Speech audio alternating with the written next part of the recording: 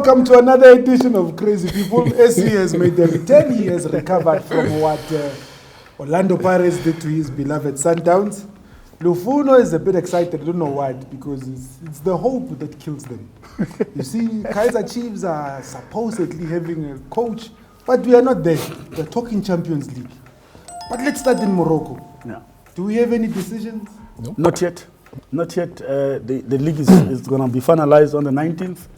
So far, it's still advantage Raja. And the FA Cup will be finalized after that? Yeah, somewhere in July, first week of July, because the semi-finals are only on the 23rd. But looking at SC, the way that it is, I would say it's advantage Raja. Because Raja have got stability.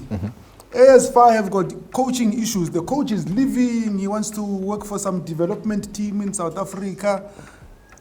Would you give Raja the advantage in where they are at the moment? Yeah, look, I'd have to agree with you. In football, there are positions that naturally, if you filter around them or you play around them, chances are you might just disturb the team. And the coaching spectrum of it tells you that if you're going to disturb that position, just know that the log might just show, because football doesn't lie. Because you're going to the last game of the season, which is a must-win game to give you a chance. But you know that the coach is leaving. Exactly. And you're going to the semi-final of the FA Cup and the coach is leaving. He's not somebody I should be playing for. Exactly, because now, you as a player, you're asking yourself a question that if this guy is leaving, what is the point of me pushing? You know, it's towards the end of the season, we are tired. Psychologically, we are tired. We are adding on a more psychological effect of a coach that is drawn between two spaces in terms of saying, I'm leaving, I'm here, you know.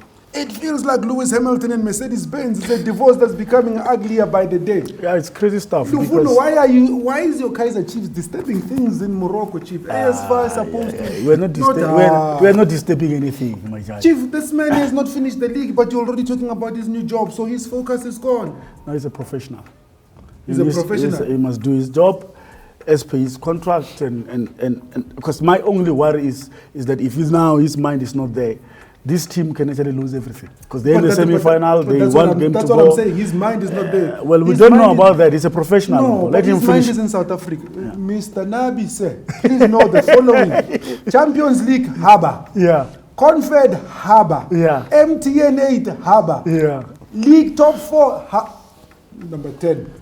Nabi's a winner. No, give him a chance. But you know, it's actually a perfect start for him. Yeah. You know, it's a clean slate. You're not any under pressure to come into a Kaizer Chiefs team. No, if he becomes number 9, he still did well. He's done well. Number 9, done well. You know, he gets into the top 8, he's done well. He's done well. Notice how far out Mr. Nabi from Champions League to bottom of the barrel.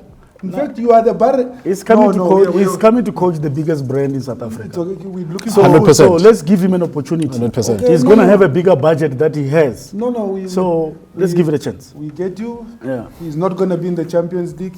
Coach Nabi and ambitions are not in the same thing. So in Morocco, stability, destability, whatever is happening, we now go, there are teams that need to do certain things. You have Orlando Pirates from South Africa. You have Azam. Those two teams, while they're in the Champions League, need to be able to get through the qualifiers and get into group stages. But there's a thing that teams that normally get into group stages find it very hard to do well locally. What does Azam need to do? What does Pirates need to do? Because I saw Orlando Pirates were having a wholesale. I mean, they said, hey, 5-6 players at the same time. Thank you very much. Your time is up. It's interesting that you talk of group stages, you know, because there's a certain part that they still need to go through. So you're not confident that they will get through? We still have to talk about that space, but not discrediting a Pirates team before you even get to an Azam. You look at the space that Pirates is in right now, it's a good space, you know.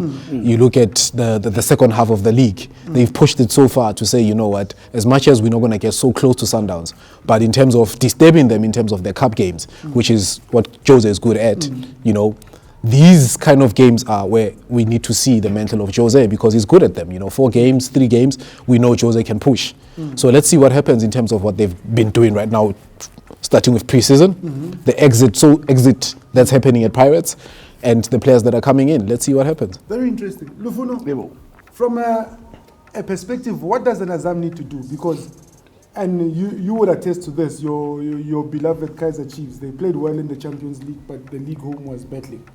That balance that the likes of Yanga, the likes of Kaizer Chiefs needed to be able to say, what is happening, how can I sustain the league and be able to be performing at the top? Yeah, I think most of the work must be done as to how we're going to sustain ourselves in our local league.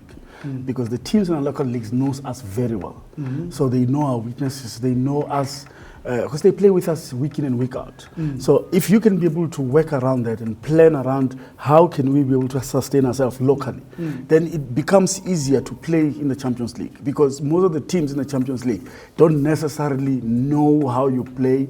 You've got a surprise element. Until you get to the end stages. Yeah, until you get to the end stages. I mean, a limping Kaizer Chiefs go to the final. But they suffered big time in the local league because that area of them not being able to sign players for that season really impacted badly in the local league. Even though... But you can't be crying victim. You were not signing players because of irregularities. No, we know that. It's not an issue of being crying or not. But we are trying to say, what can an Azam team, a Pirates team do? You can see with Orlando Pirates, they've already started the planning to say, you are surplus to requirement, you can go, goodbye. That on its own, it means that there's a lot of work they're doing behind the scene to get the replacement of those players that they did manage to get rid of. Because if you go into the Champions League, you need depth. You need a team that can be able to play games with traveling and all that and still come and play the games. We've seen Sundowns team where they play 3 games apart. They play in the Champions League, come to the country, 2 days, no training, play a game in the local league, still win that game. We've seen, so that mentality is important. Yes, it's very important. But it goes with the planning to say, and the squad depth. You see a team like Yanga, they still won the league, but they actually got to the quarterfinal of the Champions League. So we have seen teams like Ali as well. They've been doing that season in and season out. But what I'm trying to say is that an Azam team... He's taken the longest route to say what he wanted to say. I don't know this man. I'm waiting for the conclusion so that I can jump in. All I'm saying, Mpho, balance your team. Balance your team. Have depth. Okay. Now here's the thing. Benjamin Mkapa hosts a day called Wananchi Day. Yeah. On that day, Yanga says, this is who we are. Let's present the team. Let's show you who we are. It's a show of strength. It's not just anybody that gets invited. Yeah. So, no, you went to the Simba one last season. No, we were there. You were there. Yeah. We were with the Wananchi there. You were with the Wananchi. Only the 2 big brands, the one in Tanzania and the one in South Africa, they were there. Okay, so Wananchi, if you want to test your strength, they are not it. Yeah. Because you saw what happened. You tested your strength. You didn't win. You want what? The 82 supporters gang to go there? No, but there was no. So just so that you understand. Yeah. The Wananchi don't need any supporters there. We know that. But they need a bigger brand. No, it's not a... When you say you were the Wananchi and you say Kaizer Chiefs is coming, so that is marketing on its own. How many Kaizer Chiefs supporters traveled there? Anywhere you go, you find Kaizer Chiefs supporters. You see. I'm just saying but in light with what Lufuno is saying, it's actually true, you know. And what you also saying, Wananchi doesn't need any other supporters to come through into their own stadium or in Benjamin. They fill up Benjamin Mkapa so nicely, you know. And it then tells you how big they are, where they are. And it's quite interesting to see who they bring. But and I think that's going to be on Wananchi Day. You get to see who the team has signed. You get to see who are the players that are going out there. Yeah. It is a day that they look forward to. It is that curtain raiser to say the season can now start. We are therefore ready. There's an invitation there in Lena Road, man. Hey, I'm telling you. Sorry, you say? There's an invitation. It's there at Lena Road. Clement, Wananchi, Lufuno is saying there's an invitation at Kaizer Chiefs. You said beating them was so nice, you want them again for another beat-up. Is that what you are saying? I'm not talking about the last part. I'm saying there's an invitation. So breaking news would be Wananchi Day, Kaizer Chiefs will play against Young. It will be the president of the club, African club and the vice. So that's what the meeting is. Yeah, no. Lower your standard, Wananchi, because they are coming. Having said that, Sundowns and South Americans, how many can you buy before you start making this thing a reality? Champions What League. does Sundowns need to do? Because this big fish is what Sundowns needs. On the realistic side of it, Sundowns doesn't need new players that much, to be honest with you. Just one striker. Probably one striker. But at the end of the day, in my opinion, Rulani needs to walk away from the idealism part of football and just get into a pragmatic type of football. And I say this pragmatic because we've seen what he's done in the league. We don't question We don't question that. I don't agree totally with that. Can I just finish? I'll tell you why. Yeah. I'm saying the pragmatic side of it. You've seen what he can do in the league.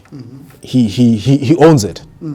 He walks it. Coming to these cup games, the last game that we just saw against Pirates, he's trying all these things that we know him. He likes hybrids. Sometimes walk away from the hybrid situation. Stick to 4-4-2. Stick to your normal thing. We've seen you play aspirants. You tried the hybrid. It didn't work out. You went to the MTN. Try the hybrid. It didn't work out. I think SC came here just to hurt my feelings. No, I can't. But the reality side of it. A new person here. SC is here to hurt my feelings about Sundowns not. No, most definitely Sundowns needs a defender. They need maybe 2 good central defenders. Which they have. Because no, they don't. Which they have. No, but he's not playing them. So meaning that he doesn't believe in them. So he needs to go out and buy 2 centre backs because Mvala is converted. Right? And he's prone for mistakes. We all know that. The coach now doesn't trust him anymore. He doesn't trust him. For him not to play him in a final and go and play a midfielder in that position. That's what I'm saying. It means that he doesn't trust him. Idealism, walk away from it. Yeah. So he needs to buy 2 centre-backs to play in that position. Players that he believes in. Because the Rook doesn't believe in. No, please sell us Msimang. Can bring 40 million, Randy. No, man, it's not worth that much. The Chiefs is the rest. No, bring 40 million. So with that all said, so there's a couple of buyings that teams need to be able to do to be able to sustain themselves. Yeah. My question, do we give Jwaneng enough credit? I don't think we do. They're going now for the 3rd time in a row. They have a stable technical team. The last edition, they went up until to the group stage. They played the big guns of Champions League. We are talking about Wydad. We are talking about Simba. They beat Wydad in Morocco. The second team to do it from the southern side, to win it's not for everybody to win in Morocco. It's only Jwaneng and Kaizer Chiefs that have done that. So they've done that. They went to Simba. They upset the Simba people so much. Was almost on fire. Yeah, was almost on fire. So this team is not a pushover. So this time around, they're going for the 3rd, and I can tell you, they're going to go out of the group stage. Woo. That is a bold statement. My disclaimer is always, remember Lufuno every year for the last 9 years. He tells us Kaizer Chiefs is going to win something and they've come home with absolutely nothing. They nearly... we give Jwaneng... Jose nearly lost his job. Nearly like and everything. He was saved by Sundowns. Because he beat you in the MTN final and he was saved. Why are you upset? Sundowns. Do we give Jwaneng enough credit? No, we don't. And we don't give the technical team that much of credit. And before I can even reference that, you look at what their coach has done in the COSAFA region, in terms of when he was called into a South African national team to say, hey, come through and let's see what you can do for us. And he came through and he gave us amazing technical abilities, and he's taken that into a Jwaneng team. I'm sure the Pirates faithfuls know that very well, So I think we really need to put our eye on them and say, hey guys, let's focus on these guys and see what's happening there. And for me, if you do it season in, season out, it says that you're a proven winner. It's going to be very interesting. What's happening in Morocco, Lufuno's team has managed to cause stability nowhere because the coach is leaving. So Raja in pole position to win there, but ASFA will be in the Champions League. Wananchi Day is going to be big because you need to show us what you've got. I hear you've made some invitations. Kaizer Chiefs. And you want to win this thing. They're ending at the group stages. Who's going to end in the group stages? Did Sundowns beat Yanga within 90 minutes? Wait. Jwaneng, you got to give respect to you for what you're doing, what you continue doing. Being from Botswana, it may not be a a powerhouse of football, but you keep proving over and over again that you are punching above your weight and you're actually holding your ground. Azam and Orlando Pirates, please get through the qualifiers. It would be very important. Please, that's very, very important. In the words of Lufuno, 4 days recovery is not the best recovery. You're going to need to have a shorter period if you're going to be winning this Champions League or getting to very critical stages. It's been good, it's been real. Football, you're a beautiful thing, and that's why I love you. Whatever you do, recovery is important, and the couch is your friend. Puzamanzi.